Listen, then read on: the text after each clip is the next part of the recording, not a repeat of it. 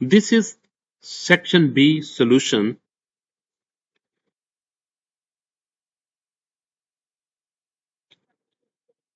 और इस सेक्शन में कौन कौन से कॉन्सेप्ट लिए गए हैं?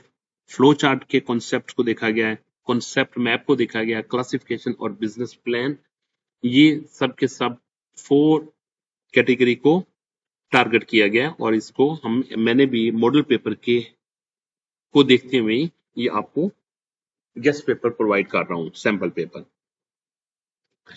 Question 4, flow chart for online fee payment system. Develop a flow chart for an online fee payment system including entering student ID, validation, entering amount, confirmation payment and displaying success or error message. तो इसमें आप क्या क्या use करेंगे? A correct flow chart should include, इसका start होना चाहिए, फिर आपने स्टूडेंट एंटर स्टूडेंट आईडी लिखना है, फिर आपने देखना है कि वो स्टूडेंट आईडी इज वैलिड और not. If it is not valid then it will display error message.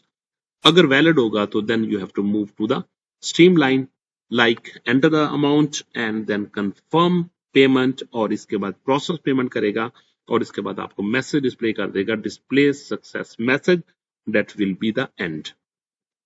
Clear? तो अब मैं आपको इसका फ्लो चार्ट भी दिखाता हूं जी। इस फ्लो चार्ट में देखें, हमने स्टार्ट सिंबल को ओवल शेप के साथ स्टार्ट किया, स्टार्ट को भी और एंड को भी। तो आपने भी जब भी फ्लो चार्ट लिखना है तो स्टार्ट सिंबल को और एंड सिंबल को ओवल शेप के साथ ही लिखना है, और जो कि इनपुट और आउटपुट के लिए आपने पैरेललोग्राम्स यूज करनी है और डेसियन के लिए डायमंड सिंबल यूज करना है, जैसा कि आप देख सकते हैं। चलिए हम सबसे पहले हमने क्या किया, स्टार्ट किया। यहाँ पे स्टार्ट के बाद हमने एंटर आईडी नंबर लिखा,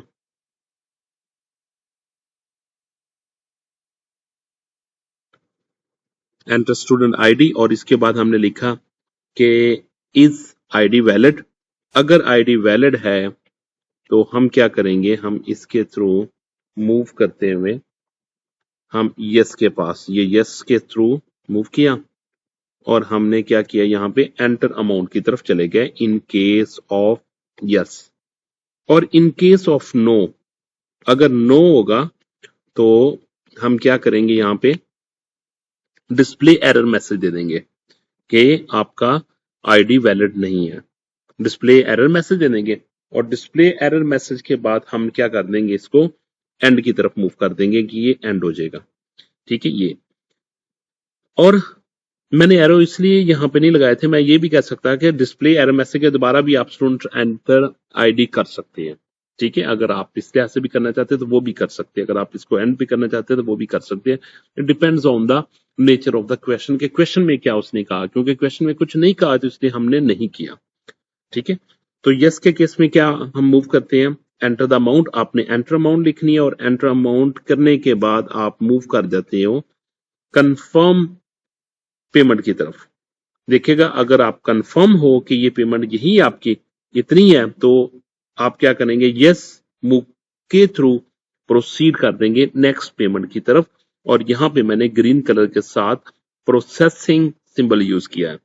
अगर नहीं होगी तो नो के केस में दोबारा अमाउंट आपको एंटर करना पड़ेगी, और एंटर अमाउंट करने के बाद फिर आपसे वो कंफर्मेशन मैसेज पूछेगा, यानी कि डायमंड सिंबल पे ले जाएगा, आपका कंडीशन चेक करेगा। अगर यस होगा तो फिर हम कहां पे मूव करेंगे, प्रोसेस पेमेंट की तरफ, और प्रोसेस पेमेंट से हम डिस्प्ले सक्सेस मैसेज शो कर देंगे और उसके बाद हम इसको एंड कर देंगे। तो ये एक कंप्लीट फ्लो चार्ट है आपका according to the given question के। क्लियर? जी, हमने फ्लो चार्ट लिख लिया और आगे मूव करते हैं हम नेक्स्ट क्वेश्चन की तरफ। नेक्स्ट क्वेश्चन है और पार्ट इसका, that is concept map for online exam registration. Question is, design a concept map for online exam registration including login, subject selection, fee verification, submission and confirmation slip generation. तो हमने क्या करेंगे, The concept map include the following main component. कौन कौन से हम main components होंगे, पहले मैं आपको फ्लो चार्ट दिखाता हूं, फिर आपको मैं यहाँ पे उसको इसके आंसर में जोन से मेन कंपोनेंट होंगे वो आपको शो में करवा देता हूं। This is concept map for online exam registration. जी, सबसे पहले हमने स्टार्ट किया ऑनलाइन एग्जाम रजिस्ट्रेशन, क्योंकि ये मेन सिस्टम है जो कि स्टूडेंट यूज करेंगे एग्जाम के लिए। तो इसके बाद हम क्या करेंगे, सबसे पहले हम स्टूडेंट परफॉर्म करेगा लॉगिन। लॉगिन हम मूव करेंगे। ऑनलाइन एग्जामिनेशन के बाद हम क्या करेंगे, ये लॉगिन यहाँ पे यूजर परफॉर्म करेगा। क्यों कि यहाँ पे login and system checks the identity through user authentication. तो लॉगिन के थ्रू यूजर की अथेंटिकेशन होगी ये, ठीक है, यूजर अथेंटिकेशन हो जाएगी। यूजर अथेंटिकेशन के बाद क्या होगा, after successful login the student perform subject selection. इसके बाद जब ये सिलेक्शन हो जाएगी तो फिर ये सब्जेक्ट सिलेक्शन की तरफ मूव कर देगा। Subject to choose the required exam subject at the same time the system perform fee verification. और उसी वक्त जब सब्जेक्ट आप सिलेक्शन की तरफ मूव करेंगे उसी वक्त आपका वो फी वेरिफिकेशन भी होगी। किस लिए, to ensure the examination fee has been paid if necessary payment processing is completed. ठीक है, अगर इसमें नहीं होगी तो वो क्या करेगा, पेमेंट प्रोसेस की तरफ वो मूव कर देगा, पेमेंट प्रोसेसिंग के प्रोसेस को वो स्टार्ट करके इसको कंप्लीट कर देगा। इसके बाद सबमिशन की तरफ मूव करेंगे और सबमिशन के बाद लास्ट हम चले जाएंगे कंफर्मेशन स्लिप जनरेशन की तरफ। ओके, तो इसके बाद क्या करेंगे, once all required steps are finished the student complete the submission of the registration form. Finally, the system generate a confirmation slip which confirms that the exam registration has been successfully completed. तो ये एक concept map है, इसमें किसी किस्म का flow नहीं होता। जो फ्लो होता है वो सिर्फ फ्लो चार्ट में होता है। ये जस्ट एक कॉन्सेप्ट मैप बताया गया है कि सिस्टम कैसे काम करेगा। ठीक है, तो ये इस क्वेश्चन के मुताबिक ये बनता था, वो मैंने आपको डिस्प्ले कर दिया। तो इसमें हमने सबसे पहले ऑनलाइन एग्जाम रजिस्ट्रेशन देखा जो कि मेन कॉन्सेप्ट था। इसके बाद log in, user authentication, subject selection, fee verification, payment processing और सबमिशन, हमने ये सारे के सारे कंपोनेंट्स में देखे। कंफर्मेशन स्लिप जनरेशन और इसकी एक्सप्लेनेशन में हम ये कह सकते हैं, the process began with online exam registration. The student perform login to access the registration system. The system verify the student identity through user authentication. The student select the required subject using subject selection. The system check the student's verification status. If required payment processing is completed, after completing all steps, the form is submitted. Finally, the system generates the confirmation slip. Question number 5 की तरफ move करते हैं, device categories. Right the correct category of each device. Keyboard कौन सी category में आता है, that is input device, monitor output device, CPU processing device, USB flash drive, storage device और modem is a communication device. बहुत simple question था और ऐसे ही आपको आएगा।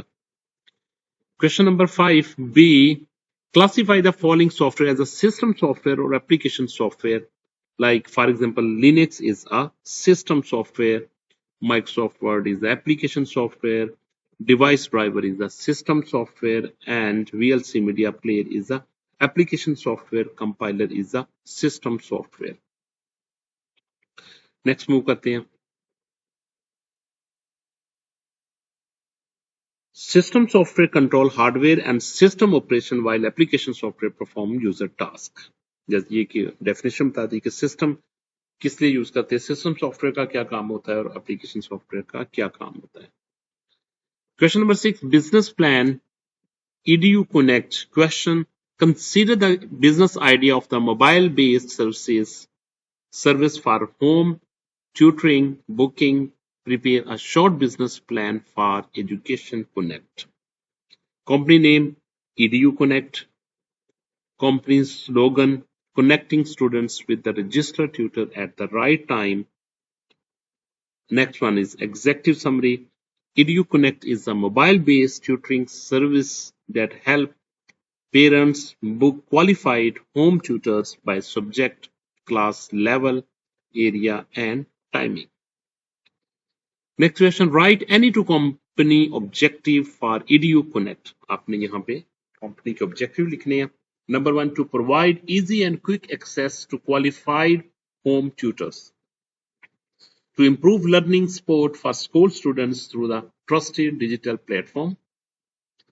Next question is write product specification according to the pricing, promotion, packaging, interface, and delivery service. Answer is product specification. Number 1, pricing affordable services, service charges, and tutor fee packages. Promotion, social media, ads, school networks, and parent groups. Packaging or interface, user-friendly mobile application is available. Delivery or services, tutor, booking, rating, and online fee payment. Potential customer market, potential of parents of school-going children, students needing subject-wise tutoring. Final note for students. Prepare well and attempt the exam with confidence. Best of luck. This is a special note for you. Number 1, carefully read and question before writing the answer. Write answer using clear keywords, correct terminology, and relevant example to secure full marks. Follow the exact requirement of the question like define, explain, classify, draw, or differentiate. For tables, flowchart, or diagrams, keep the presentation neat and properly labeled. Avoid unnecessary long explanation, write concise and exam-oriented answers.